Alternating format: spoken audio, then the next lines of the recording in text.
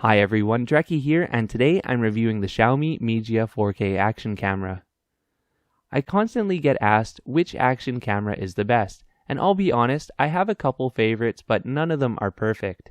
The Xiaomi Mijia is one of those action cameras that I do pick up rather regularly out of the bunch, and over the last couple months of filming with it, I've noticed some things that I like and dislike about it. So in this review, I'm going to go over those, and hopefully that'll help you make an informed decision as to whether or not this camera is worth it for you. I'm going to start with the two things that I dislike about this camera and get them out of the way. The first and foremost thing that I dislike is the screen. This camera is dominated by its screen, and there's only one button, which is the power and record button. That means there's no way to properly operate this camera or change settings without using the touchscreen. The touchscreen itself is great.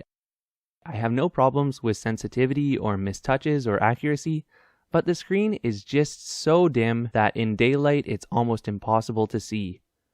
This shot here is taken in the shade, and as you can see it's fine here, but the second that I take it out into sunlight, it's almost impossible to navigate through menus and change settings.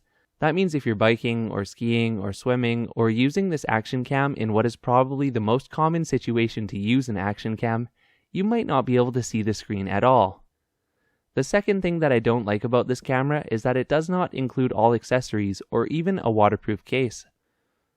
If you want a proper accessory kit, you'll have to spend a little bit more money, up to $20 or $30 more than what the camera is listed for.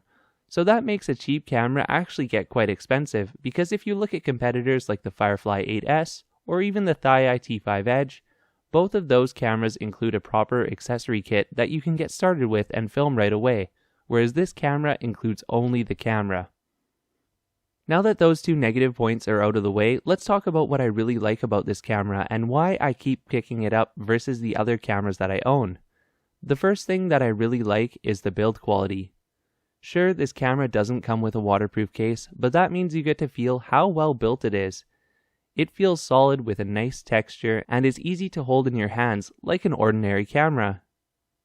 The second thing that I really like is the user interface.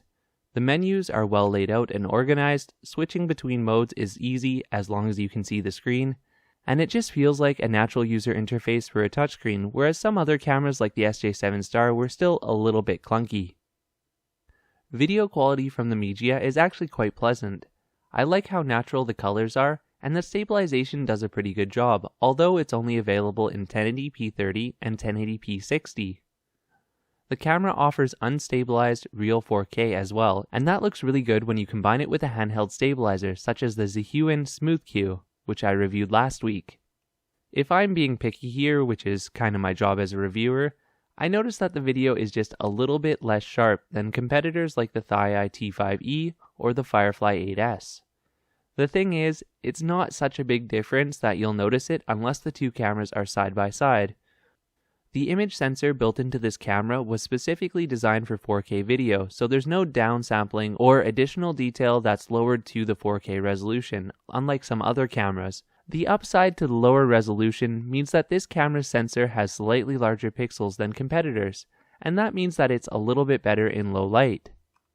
I do most of my action cam shooting myself during the day, so that might not be a big deal to you unless you go indoors or you shoot at night a lot. Details are a little bit sharper on things at night, and you can see just a little bit better under street lights.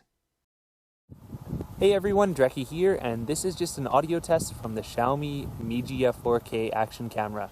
I'm holding it out in front of me about arm's length distance. This is what you would do if you were a walk and talk vlogger, using it as an action cam just to film, that sort of thing. So overall, do I think that you should get this camera? Maybe.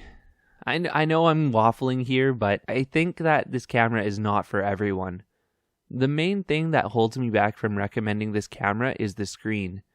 If the screen was brighter and easier to see in daylight, this camera would be far more competent as an action cam. Right now, it's kind of stuck in a dynamic between trying to be a video camera and trying to be a still photo camera, and this big touchscreen on the back and the odd size makes it not compatible with every mount out there. Video quality is pretty decent overall, and if you can put up with the aforementioned issues, it seems like it'll treat you pretty well. Hey, thanks for watching. If you have any questions, please let me know in the comments below.